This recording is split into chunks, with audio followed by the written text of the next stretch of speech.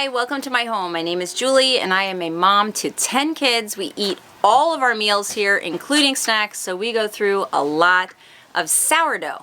Because of some sensitivities in my kids, I ferment any time that I am using wheat flour. So that means I am making sourdough everything from cookies to pie crusts to bread. It's all a long ferment sourdough product.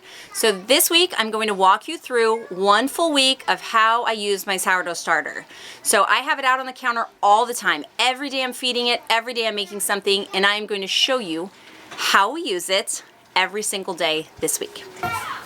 So I fed my starter this morning. You can see it's really active. I will show you a little later how I feed my starter. I do not measure, I do not weigh. And I'll show you that in a bit. But right now what I'm going to do is make a sourdough cornbread for dinner tonight.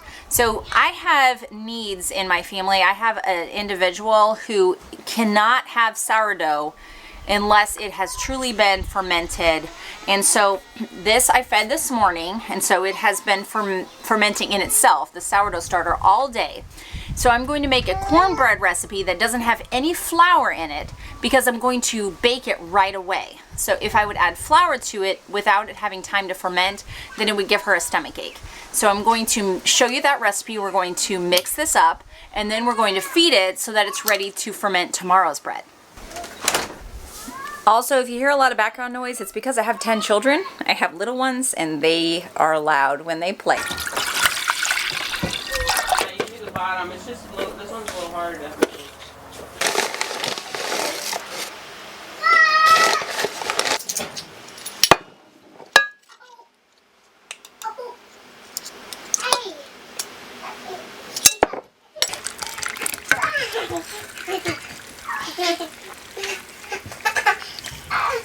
So you're going to mix those ingredients together and then let it sit until it cools down just a little bit. While that's cooling down, we're going to mix the rest of the ingredients. I've had people ask me before why the top of my sourdough starter jar is so messy. And it's because I actually use it. I'm not a TV baker who has things all cleaned up before they record videos. This is real life of a busy mom who uses her sourdough starter and feeds it every day. So every day I'm feeding it, and then every day I'm using it. And it just gets messy. And every once in a while I kind of scrape it down and clean it off, but for the most part I'm not worried about it. You want to change color?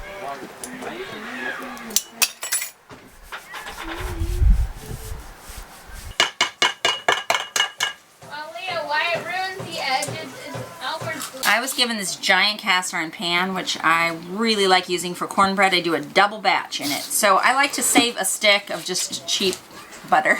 It's still good quality butter, but it's not the grass-fed butter. That's what I mean by cheap. It's great for greasing pans when you need to bake in them. So we are going to put our double batch of cornbread in this giant pan and stick it in the oven. While that pan is heating up in the oven, I'm going to feed my sourdough starter. So this is the way I feed it. I look at how much is there, and I double that with water. So if it's right here, I'll put the water up to double that amount. I just use our plain old well water, and that's like ish doubled. Now I'm going to put all-purpose flour, organic all-purpose flour into this, and I'll keep adding it until it's a really thick, like hard to mix consistency, and then I'll stop. Put a lid on loosely and let that sit and do its magic. Okay, it's probably hard to see on the camera, but that's what I do. I make it just really thick and sticky, hard to mix, and then I'll leave this for at least 4 hours before I mix up a batch of bread for tomorrow. I heated up this giant pan in the oven so that it would be hot right away going in. I'm just going to dump this in. You can hear it sizzling already. This will help it get that started on a really quick rise, and then I'm going to put it in the oven. Right now my oven's at 375.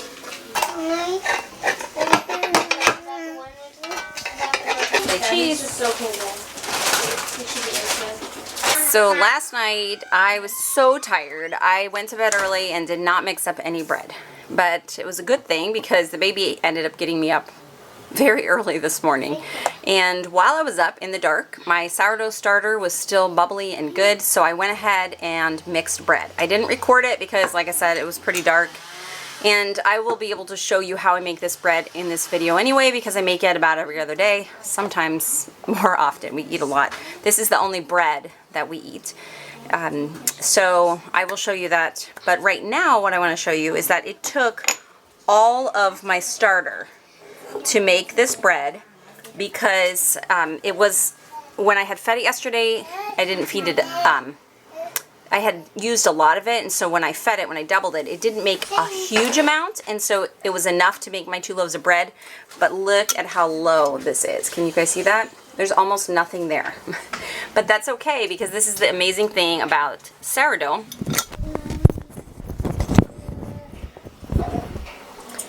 Within just 2 feedings, this will be back to normal. So I'm going to go ahead and feed it right now. All I'm going to do is put just a little bit of water and a little bit of flour to get it bubbling. And then this evening I will feed it again, which will increase it up to a size that's good to work with.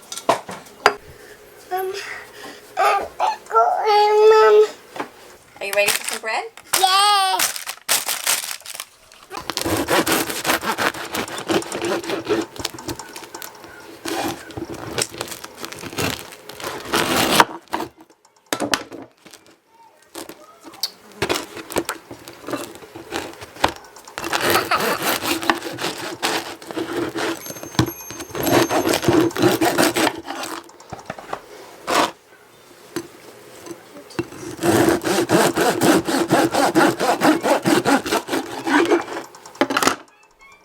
Okay, I'm about to grind some wheat to have on hand. I'm going to show you that, and then we are actually going to make pasta for dinner tonight, sourdough fermented pasta.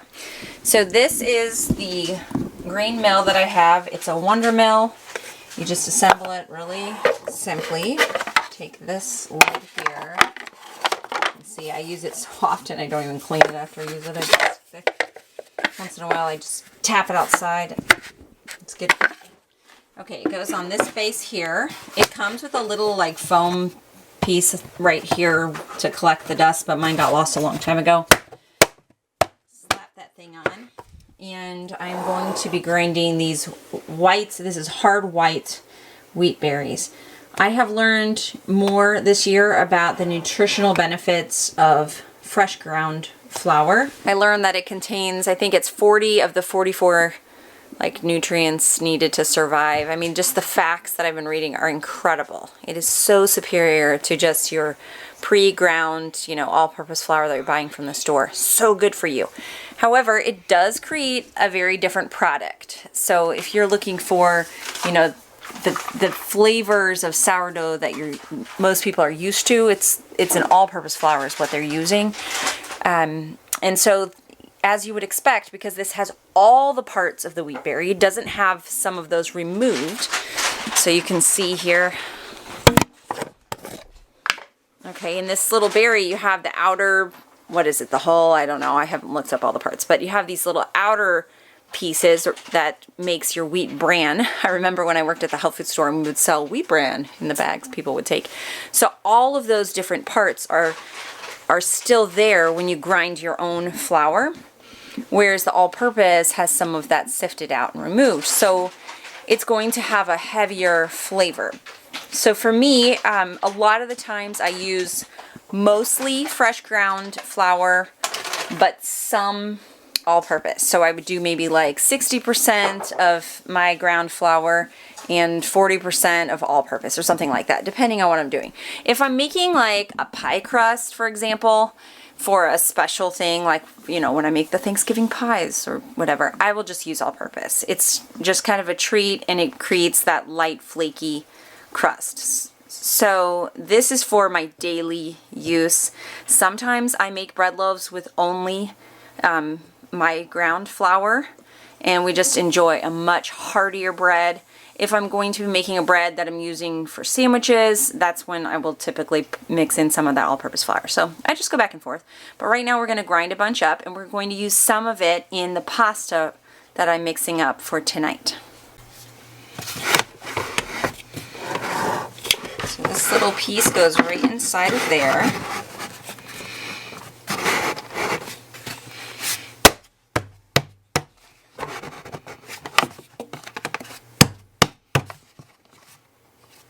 And here we go.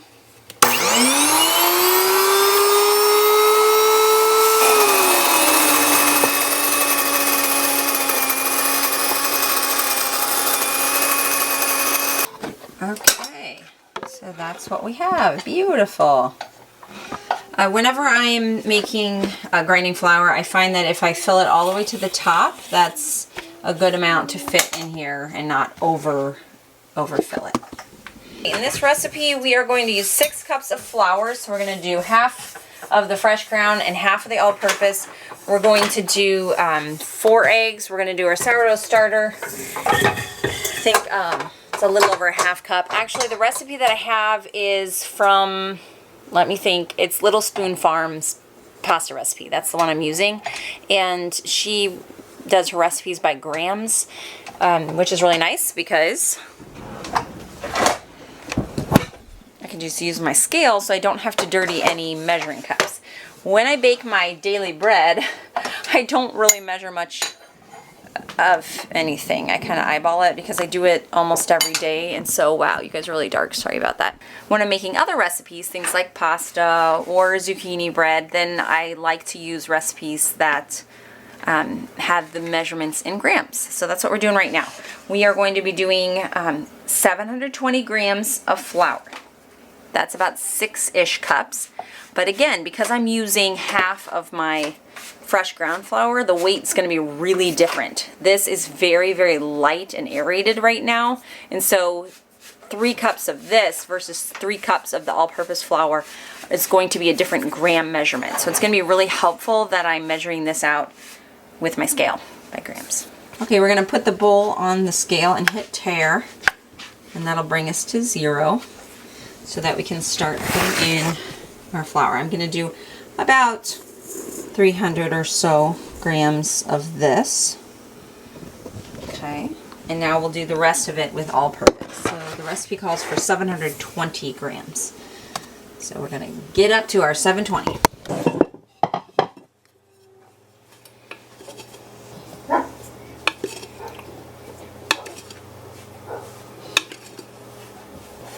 She also says to add things in different bowls and then mix them together, but you know what? I am not good at doing that. It just is another step.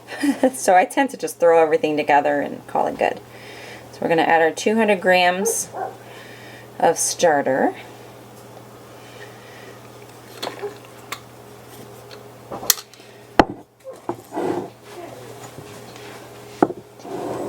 We're moving into cooler temperatures, and so my sourdough starter, which in the summertime, oops, we're moving into cooler temperatures now, and so it changes the process of the baking. So in the summer, it was really warm in my kitchen, and things were fermenting so fast that my bread would very quickly over ferment, and I'd have a mess. Or my sourdough starter would go past its prime so fast, so I had to really stay on top of things.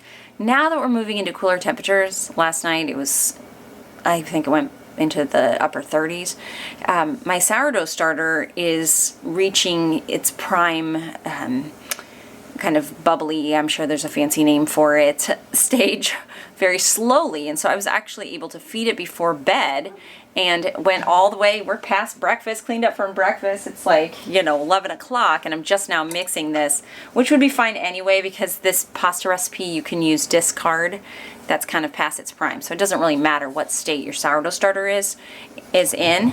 But I could even make bread right now from this. Can you see what it looks like in there? You see how it's still bubbly, and I don't know, sometimes it's hard to see this on the side. But it's not too far gone. It's not too far gone to even make bread if I wanted to from this, just because the colder temperatures cause it to ferment more slowly. That's helpful. Okay, so we added 200 grams of the discard. Now we're going to add 4 eggs and 2 tablespoons of olive oil, 2 teaspoons of salt, and then 2 to 4 tablespoons of water.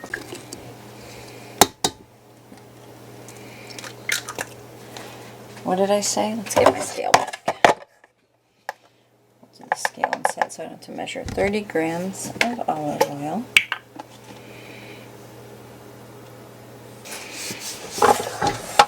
Okay, we are going to start mixing this thing first, and then we'll add in the water a little at a time.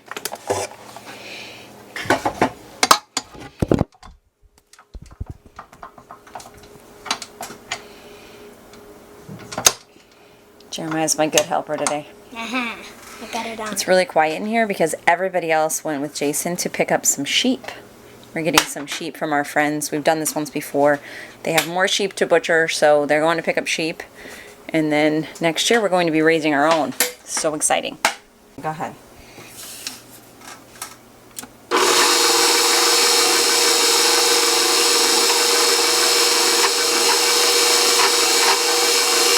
Okay, so here we are. We've done the mixing. Now we're going to continue mixing with adding in just a little bit of water at a time until it's a good consistency of, we don't want it to be too sticky, right? It's okay to be a little bit dry. Imagine that this is something that you're going to have to roll out with a rolling pin, unless you're really cool and you have a pasta making device. I would love to get a pasta attachment for my KitchenAid mixer. That's on my wish list someday, but for now I just roll it out by hand with an old-fashioned rolling pin.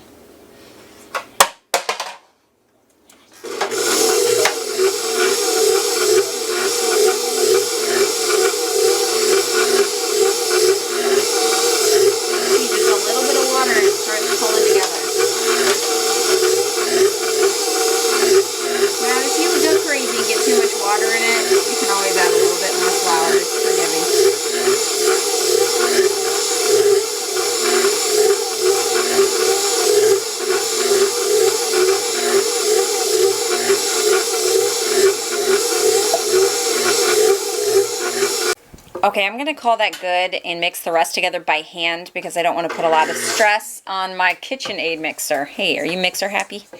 What? This KitchenAid mixer has served me so well. It actually completely quit at one point, and I was about ready to throw it in the trash when my eldest son said, "Let me take it apart, Mom." And he took it apart and ordered a gear for it from Amazon, put the thing back together, and it's been going strong ever since. Pretty amazing because it's old. We bought it secondhand years ago, so the thing's probably at least 10 years old.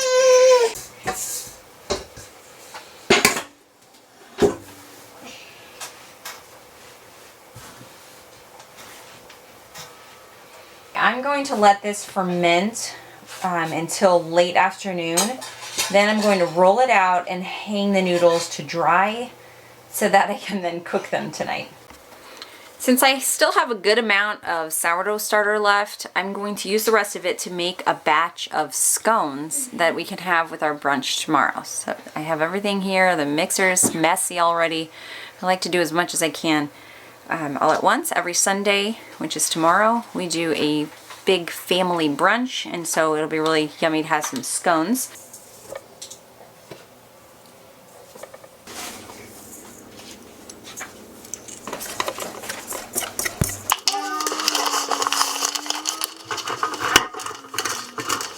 Grating your very cold or frozen, lightly frozen butter is an easy way to make it really small so that when you mix up your scones or pie crust or whatever, it's just a lot easier to integrate.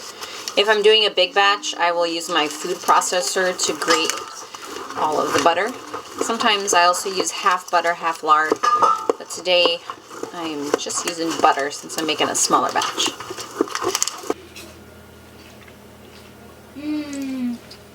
I like this. No, you don't have peanut butter, no. I'm actually good at baking. For someone who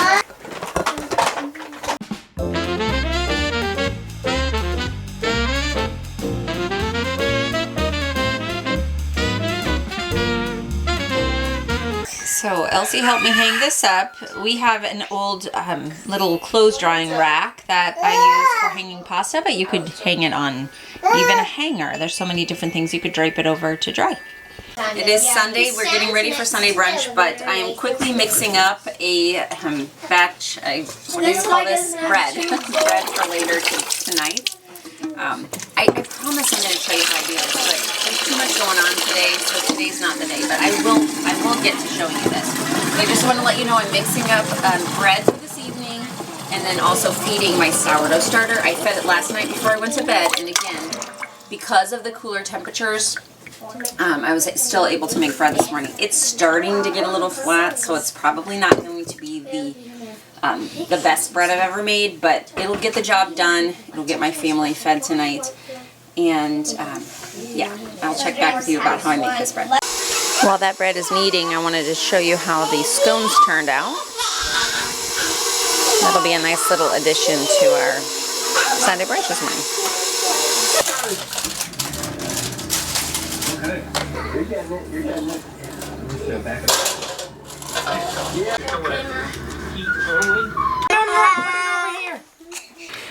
Okay, it's evening. We're working on dinner right now, actually out on the Blackstone. This morning I fed the starter, and now I'm going to mix up bread for tomorrow. So this is a recipe that originally was from Venison for Dinner's website. I don't necessarily follow all her directions. I actually just dump everything in my KitchenAid mixer, and I do the flour last because I don't measure the flour. So I put all the other ingredients in, and then I just start adding flour while the mixer is doing its work. And I keep adding it until it's a good dough consistency where you know, you don't want to go too far that it's too dry, but if you would happen to do that, you could just add a little bit more water. It's forgiving. So I stop the mixer when it's still a little bit sticky, and then I finish the rest on the counter by hand, because I found that my KitchenAid mixer just can't go that last bit very well. It tends to kind of leave some on the very bottom and just not integrate it well. Probably because I'm making such a large amount, because I'm making 2 large loaves with this recipe. Okay, let's get started. Okay, so this recipe calls for, well, if you're making the double batch, I should say. That's the amounts I use, so that's what I'll go with. If you just want a single batch, then you do half of that, or you could just go out to Kate's website, print out the actual recipe for yourself. So it's 1.5 cups of sourdough starter, and as you can see, I really don't measure because I do this, you know, about every other day, sometimes every day.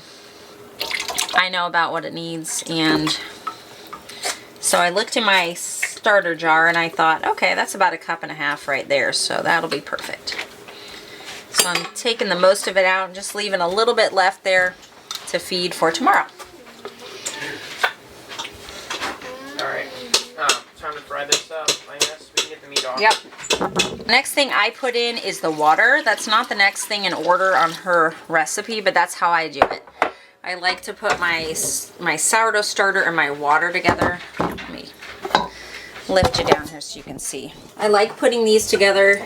You can kind of see how that starter is floating. That's good. That means that it's active and ready to go for bread.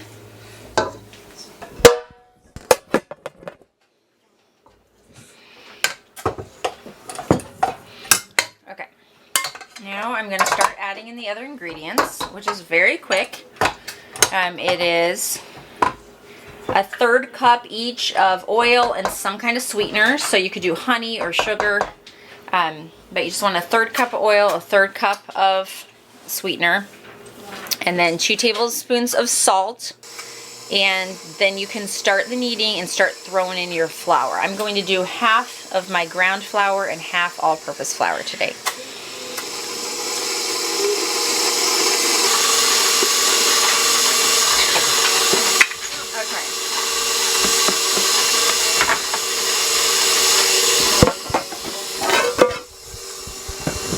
So I had less of my fresh ground flour than I thought, already ground. But honestly, I'm needing this tomorrow for sandwiches that we're going to take on the go because we're having a family outing. And so it's probably a good thing that it's going to be a lot heavier on the all-purpose flour side because, like I said, it's just will hold together better. It's higher in the protein, gluten, you know, all the technical things that I don't understand, but I just know that it's going to hold together better for sandwiches that we put in bags and take on the go. Okay, here's how it's looking at this point. I'm gonna add a little bit more flour. So you just have to be patient with it while it goes. Of course, you can mix all of this by hand, that's fine too. And I have done that for months when my KitchenAid mixer wasn't working. I just did it all by hand. You build some good muscles there. I'm gonna help it out here by cleaning the sides a little bit. So you can see it's much whiter because, like I said, it's a much higher proportion of all-purpose flour. When I'm not in a hurry, if I wasn't in a hurry, I would have just ground more flour, but this is where I'm at right now. Later on in the video, I can do this again with mostly or all fresh ground flour, and then we can see the difference between the two. Okay, so at this point, I'm going to bring it out and finish kneading it by hand. That's good enough for me. You can see it's still sticky, but I can add some more flour to help me out.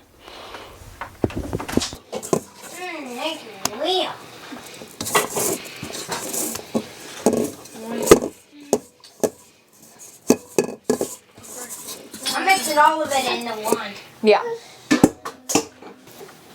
What? I'm not signed in. I'm not signed in. I can do, actually, I can do. Alright, what? Teams? I don't have Teams. Remember? Oh, yeah. I could do, Gmail. Or inbox. Yeah, that's part of Gmail.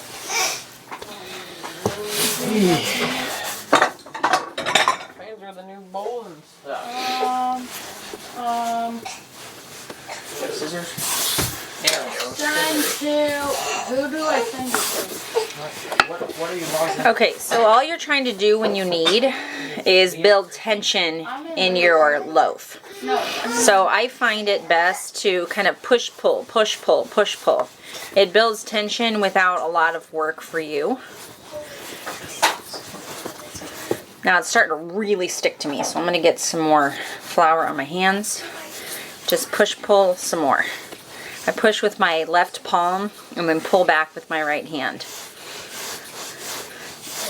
And because the KitchenAid mixer did most of the work, this isn't going to take long. I'm just getting this dough ball together to a place that I like it. And then I'm going to be done. I'm going to stick it in a glass bowl, put a lid loosely on, and leave it until tomorrow. Okay? So that feels pretty good to me. It's still a little bit sticky, but that's okay. You can see it's kind of bouncing back really easily when I poke it, so I call it good.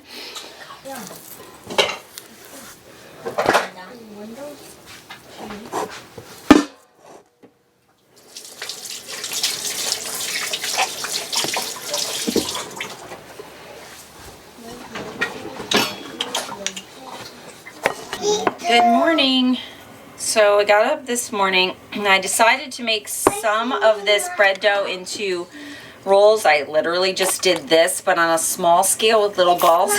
Forgot to get the camera out, but just made some little balls and put them on a tray in the oven. They're baking right now because we're going together as a family, so I was just in a hurry to get this moving. Now this last bit, which is slightly smaller than a normal loaf, but I'm just kind of folding it under.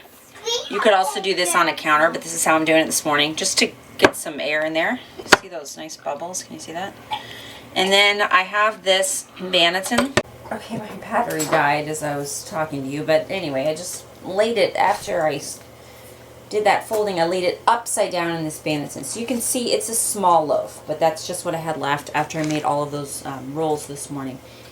Now, when you have these Bannetons, it's really important that you flour them with like a rice flour that's doesn't have any gluten at all. I was talking to a friend of mine recently who gave up on these because she said the bread would stick or she had all kinds of issues. She was flouring them with regular wheat flour. And what I had learned is that the little bit of gluten or protein or, you know, whatever, I can't even remember. It's been so long since I read it, but can you give that to Benjamin, please? I want to make a sing. You want, okay. Lydia, Benjamin, she's going to have a little bit and then give it back to you. Okay? Anyway, it causes when you put your bread in, the moisture kind of, I want to say activates. I know that's the wrong word, but it's early. Anyway, it causes that gluten to not want to release, the wheat to not release the way that this rice flour does, which literally has no gluten at all. So I just sprinkle it. Can you see that? Guys, can you see that? How it's sprinkled with flour? Yeah? You see that? Yeah. And so I sprinkled it before, and I'll sprinkle it after I'm done before I put it back on the shelf. And then I'll just cover it with this, which I can't really do one-handed, but I'm going to cover this up. And this one I'm going to let rise for an hour in a warm spot. Even though the other ones I threw directly in the oven because I just wanted them immediately. So we'll see how those turn out, and then we'll see how this turns out. I took these out of the oven, so this is what they looked like. I didn't let these rise at all. I just took the dough from last night, formed it into little round shapes, and baked them in a 400-degree oven. Now we're going to cut one open.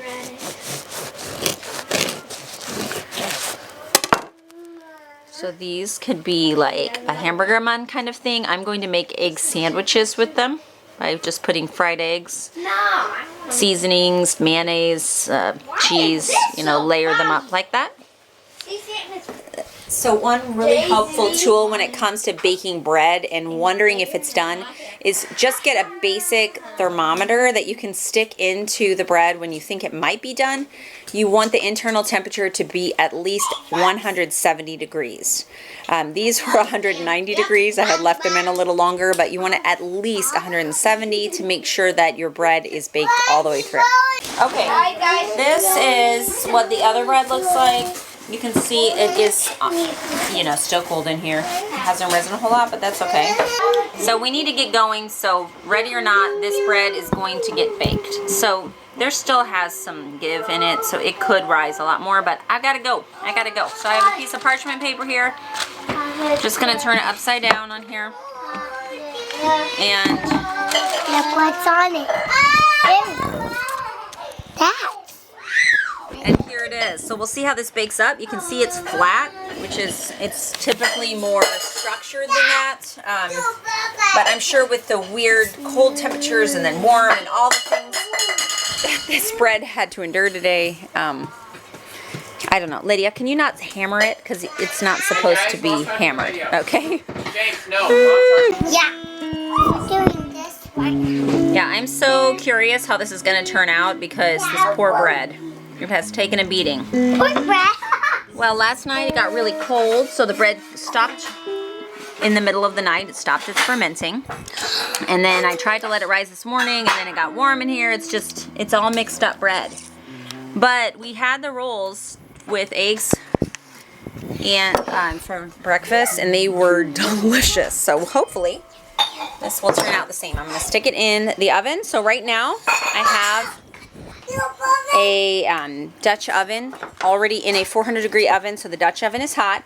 I'm just going to set this right into that Dutch oven, and then we're going to put a lid on for about 20 minutes and then take the lid off for another 20-25 minutes. I just pulled this out of the oven, and you can see, like I said, it is so forgiving. Do you see how much it rose up even after being the poor abused bread loaf? Okay, so we're going to stick this in here, and oh, we're at 194, so plenty hot inside.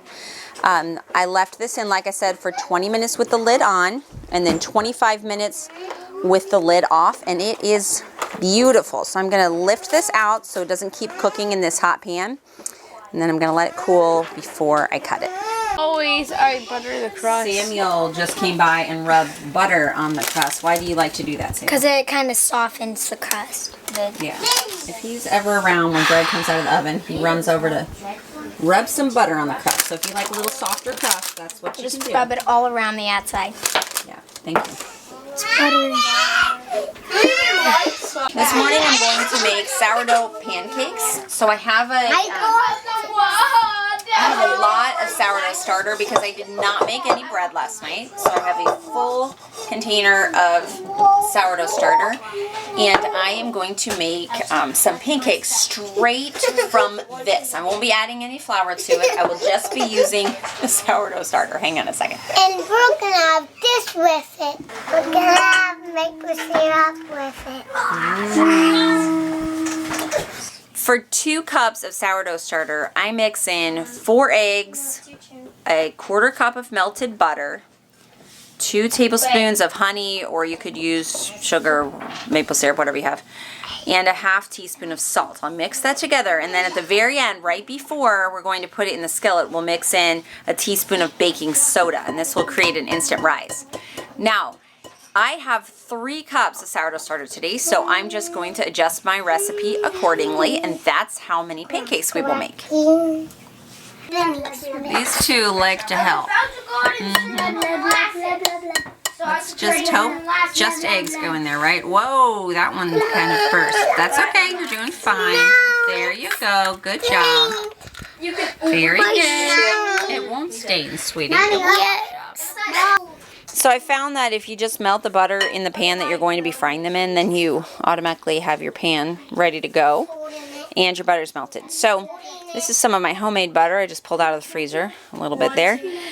I have been cooking pancakes out on the Blackstone. It's been wonderful, but today it's like, I think it's 30 degrees right now, so I am cooking in the house.